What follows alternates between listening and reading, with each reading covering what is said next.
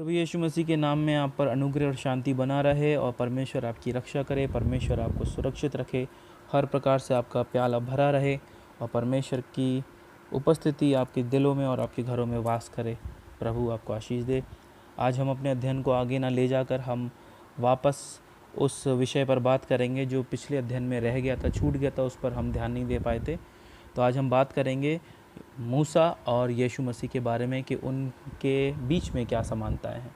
जो भविष्यवाणी हमने पिछले अध्ययन में देखी थी कि मूसा ने कहा था कि मुझसे एक नबी तुम्हारे बीच में से आएगा। तो आइए आज हम देखते हैं फटाफट। बहुत सारी सिमिलरिटीज़ हैं, हम कोशिश करेंगे कि ले सकें इन सिमिलरिटीज़ को। तो हम शुरू करते हैं यीशु के जन्म से और मूसा के जन्म से।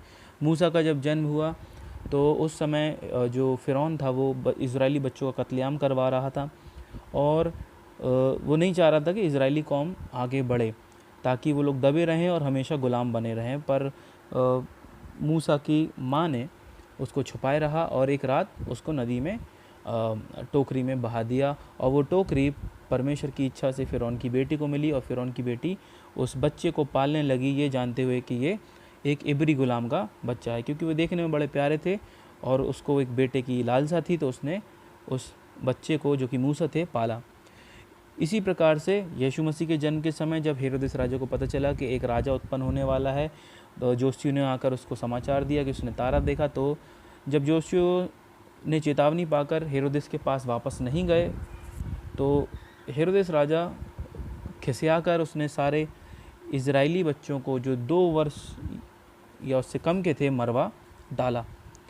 फिर क्योंकि मूसा मिस्र में पले बढ़े गए, फ़िरौन के बेटी के अंडर, फ़िरौन के पैलेस में, फ़िरौन के राजभवन में, वहाँ वो सुरक्षित रहे। उसी प्रकार से यूसुफ को परमेश्वर के दूत ने चेतावनी दी कि यीशु को लेकर के मिस्र में चला जा, क्योंकि हेरोदेस उसको ढूंढ कर मरवाना चाहता है।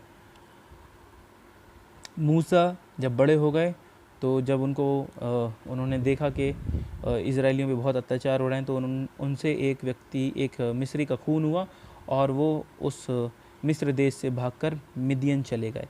उसी प्रकार यीशु भी गए। यीशु भी मिस्र में से निकले। यूसुफ को जब पता चला कि हेरोदेस मर गया है दूत से समाचार पाकर, तो वापस से वो इज़राइल में आए और नासरत शहर में रहने लगे। मिदियन में जहाँ परमेश्वर ने मूसा से बात की थी जलती हुई झाड़ी से, वहीं पे परमेश्वर वापस यीशु को इज़राइल में ले आए थे। दोनों ही इब्री थे।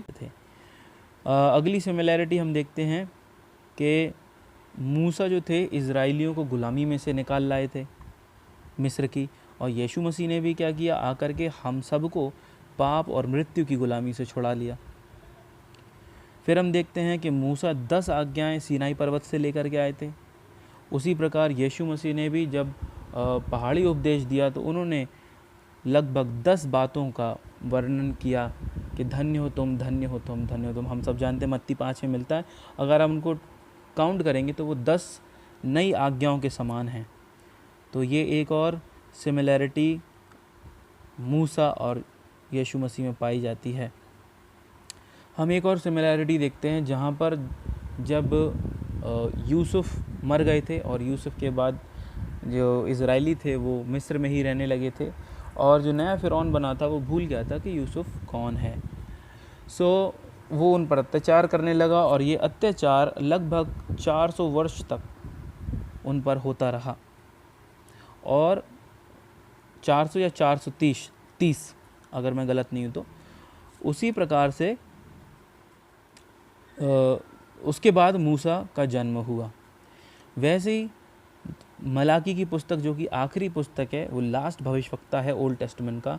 मलाकी के बाद से यूहन्ना बपतिस्मा दाता तक 430 बरस का अंतर था जब परमेश्वर ने बात नहीं की। दोनों समयों में परमेश्वर शांत थे, कोई रेवलेशन नहीं मिल रहा था। 400 साल की गुलामी में इज़राइली पड़े थे और जब मलाकी के बाद 400 साल तक परमेश्वर ने कोई रेवलेशन नहीं दिया था इज़राइलियों को, तब जॉन द बैप्टिस्ट ने आकर परमेश्वर का वचन लोगों को दिया और यीशु मसीह 30 बरस की आयु में इज़राइल पर प्रकट हुए। तो वही 430 यहाँ पर है और 430 मूसा के समय में है लगभग। एक और सिमिलैरिटी, मूसा इजिप्ट की रॉयल्टी को छोड़कर परमेश्वर के लोगों के लिए राजभवन छोड़कर आ गए। उसी प्रकार से यीशु मसीह भी स्वर्ग की आभा और रॉयल्टी छोड़कर धरती पर मानव शरीर लेकर लोगों के लिए आ गए। जैसे कि मूसा ने लाल समंदर को 2 भाग कर दिया था, वहीं पर हम पढ़ते हैं कि यीशु मसीह ने भी क्या किया, आंधी और तूफान को डांट दिया और शांत कर दिया।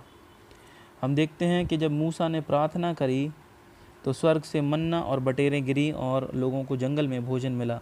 उसी प्रकार से हम देखते हैं जब बहुत सारी भीड़ परमेश्वर के यीशु के पीछे होली तो यीशु ने भी 5 रोटी और 2 मछली से 5000 से अधिक लोगों को भोजन कराया।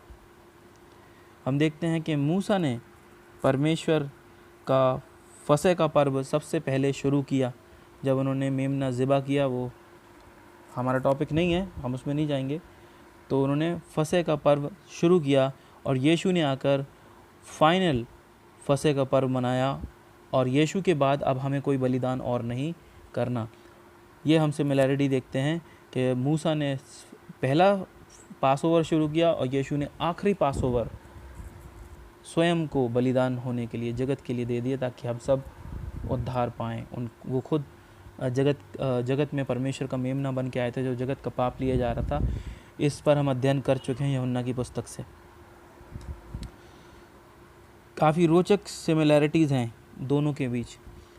मूसा ने क्या किया, फ़िरौन के समय में पानी को खून में तब्दील कर दिया था। अगर आपको याद हो, शायद ये दूसरा चिन्ह था जब फ़िरौन ने मूसा को मना किया कि तुम्हारे लोग नहीं जाएंगे तो सारे मिस्र का पानी खून में बदल गया था।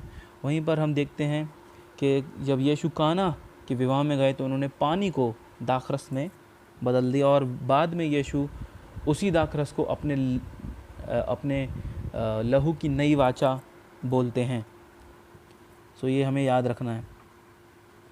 फिर मूसा को परमेश्वर ने व्यवस्था दी और यीशु ने उस व्यवस्था को क्रूस पर पूरा कर दिया।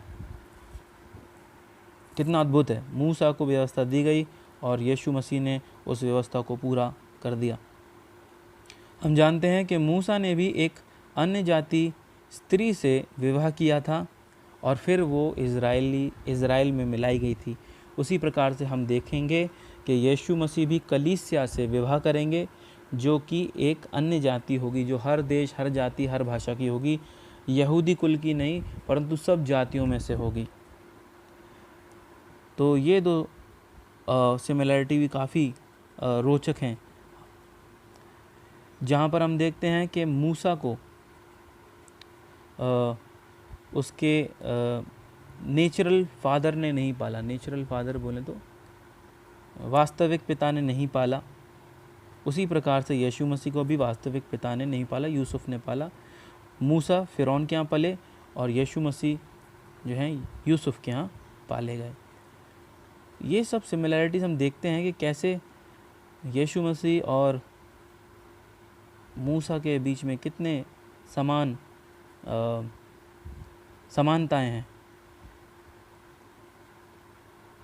सबसे अद्भुत तो ये है कि जब मूसा की शादी जो दिखाई जा रही है यहाँ पर, कितनी अद्भुत है। इस पर शायद ही किसी ने ध्यान दिया हो कि ये एक प्रोफेटिक काम मूसा कर रहे थे कि भविष्य में जब यीशु मसीह आएंगे तो वो अपने संग अन्य जातियों को भी मिला लेंगे।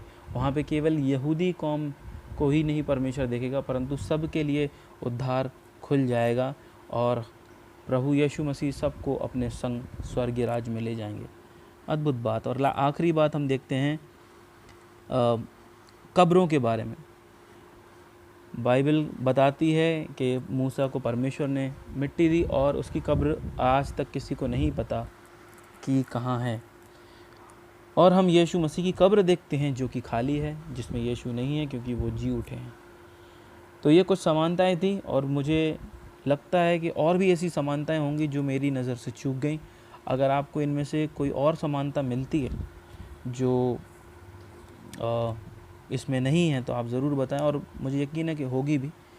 सो परमेश्वर इस वचन के द्वारा आपको खूब आशीष दें, आप बढ़ें और सच में परमेश्वर के वचन से भरते चले जाएं। ये अंत के समय है, बाइबल कहती है हमें भर जाना है परमेश्वर के वचन से, क्योंकि विश्वास सुनने से और सुनना मसीह के वचन से है। परमेश्वर ब्लेस करे, आशीषित करे, सुने और सुनाएं और अब एक दूसरे का विश्वास बढ़ाएं। प्रभु यीशु आपको आशीष दें।